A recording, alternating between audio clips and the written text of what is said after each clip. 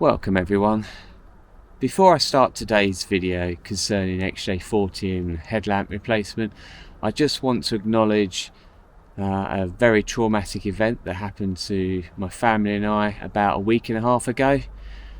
I won't go into details here, it's not appropriate, but only to say that ever since then we've had feelings of devastation, trauma, upset, hurt, self-doubt and even grief.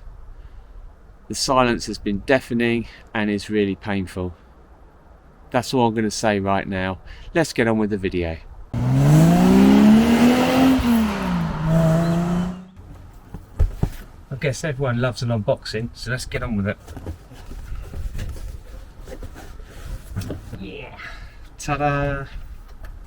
This is a brand new headlight unit for an XJ40.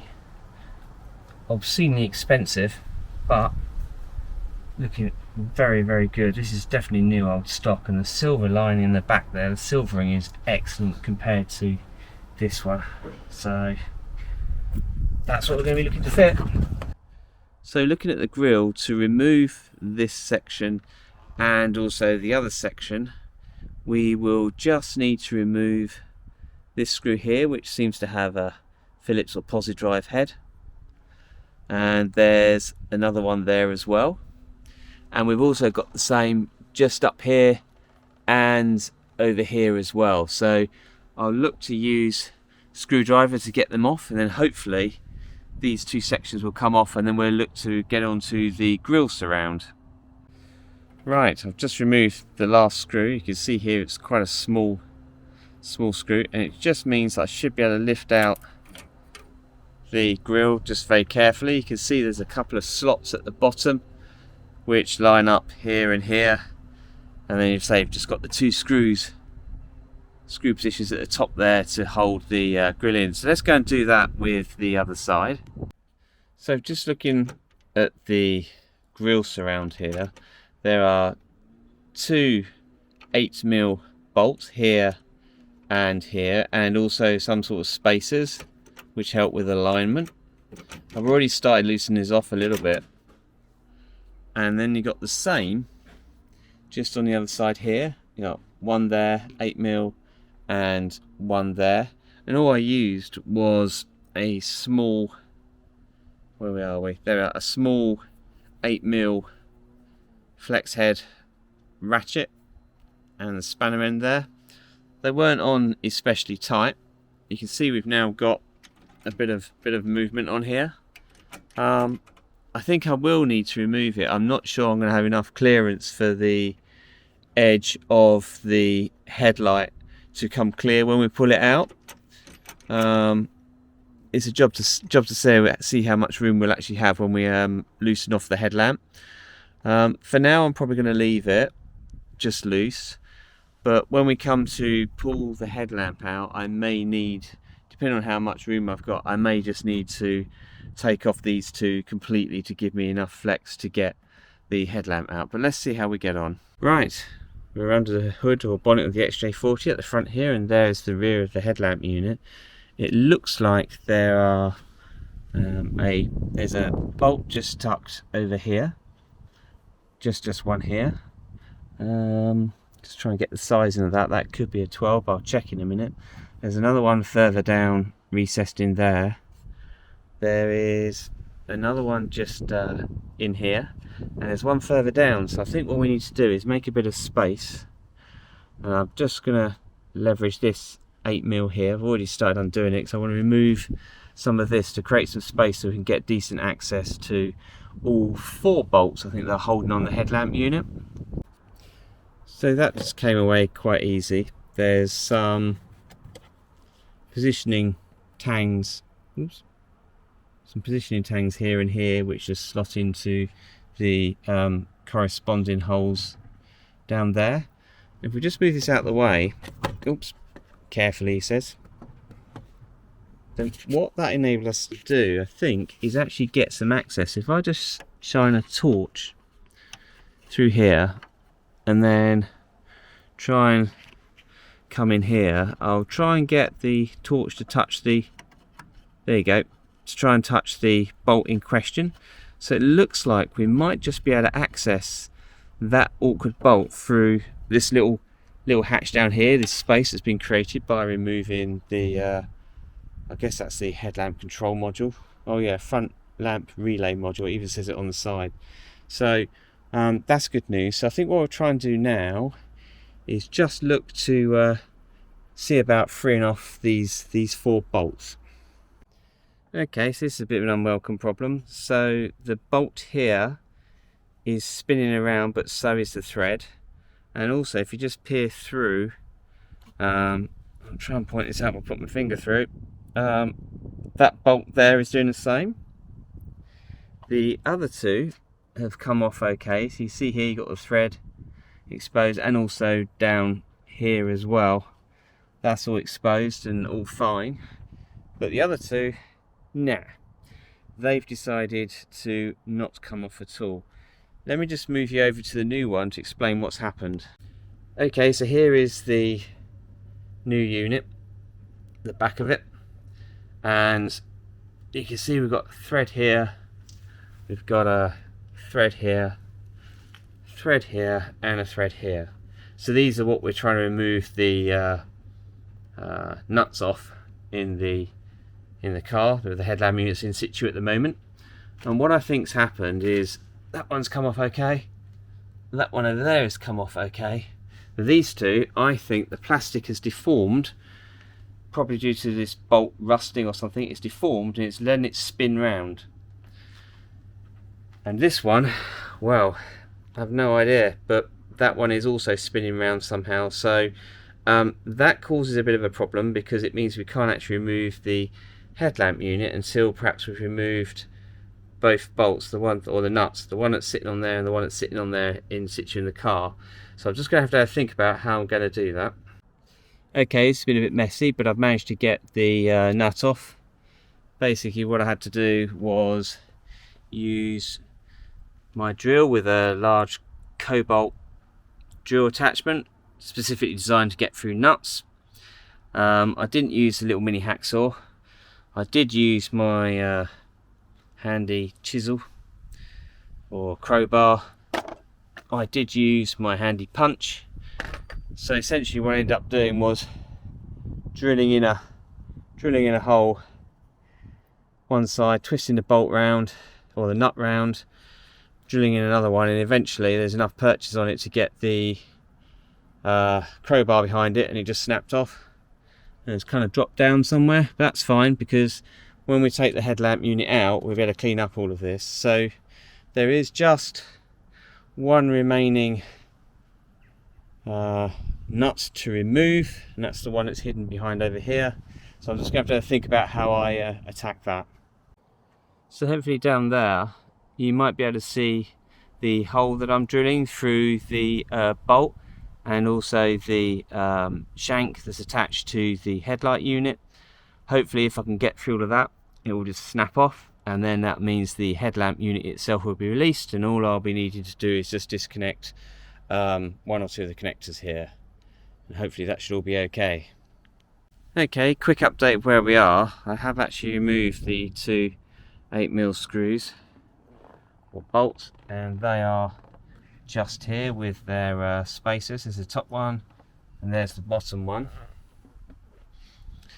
The headlamp is starting to show signs of movement.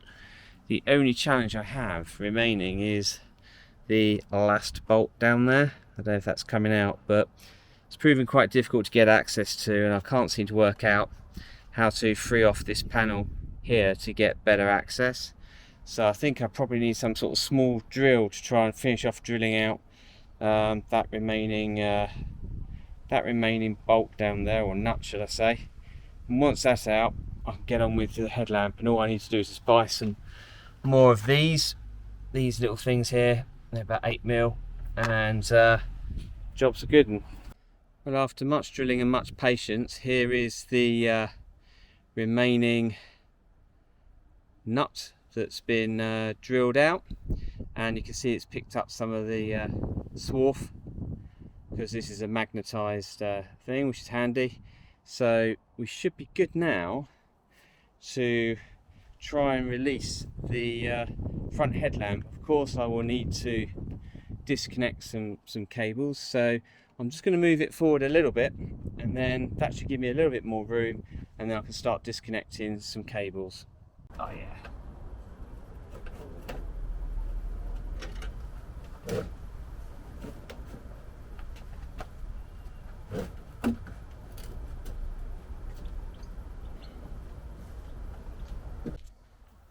So here she is, come out slightly.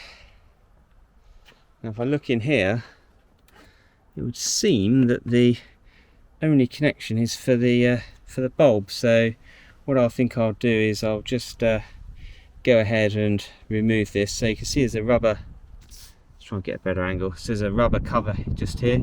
I'll pull that off and then withdraw the bulb, and then we should be good to remove the entire headlamp unit. Okay, this just unplugs. I'll pull back the sheath a little bit, and I pulled off the cover to give me a bit more space. Just pops off, and then I literally just pulled that off, and you can see that the bulb is still in there at the moment. So what I'll do is I'll remove the headlamp unit, get it up on the bench, and then I shall remove the bulb and inspect that to make sure it's okay. And then after that I'll just clean up some of this swarf mess in here, give it a good old clean, and then we should be able to start thinking about offering up the new headlamp. Okay, there's the new unit, and there is the old unit we just pulled out. Identical, which is really good news. You can see here with the new one we get a new rubber. You can see it's got a new clip in there, everything's brand new, ready to receive the bulb. And over here is the old rubber, and there's the bulb currently in situ there. So what I'll look to do is release the bulb, transfer it over, and then put the rubber back on, and then we'll see about offering it up to the car. Oh, and by the way, these adjusters, I'm sorry about the popping, it's the packaging. These adjusters here, here and here, I've tried to get it roughly accurate on the new unit as well. So hopefully it won't be too far out, but we can adjust it once it's offered up into the car as well. So I've just offered up the new headlamp unit and connected in the little connector there and put this rubber boot back on. I've then turned the ignition to position 2. You can hear the fans whirring maybe, and I'm really pleased to report that I do actually have headlights. So the bulb survived, it's really good news. So what I'm going to do now is attempt to offer up the new headlamp unit properly, screw it all in, make sure it's okay. Okay, I've been able to tension up the bolts there and down there. There's a washer down there as well to help, and the bolt just there as well, and the one inside. To get to the one right inside, I did actually use this magnetic probe. So what I was able to do with the probe was load up a nut and then put a washer and then pass it through the little access point here, line it up with the nuts down there, sorry, with the thread down there, and then just screw it on. And that gave enough purchase to then allow me to withdraw this and then just use an extension bar and a ratchet just to tighten up.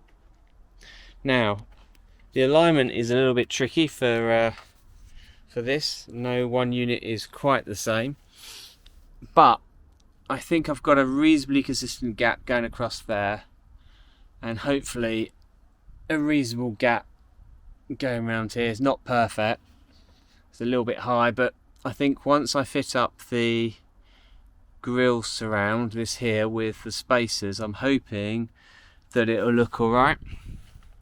This trim here you can, this trim here you can adjust with the 2 screws here and here if you need to, just to bring it in line. But otherwise I think it's okay.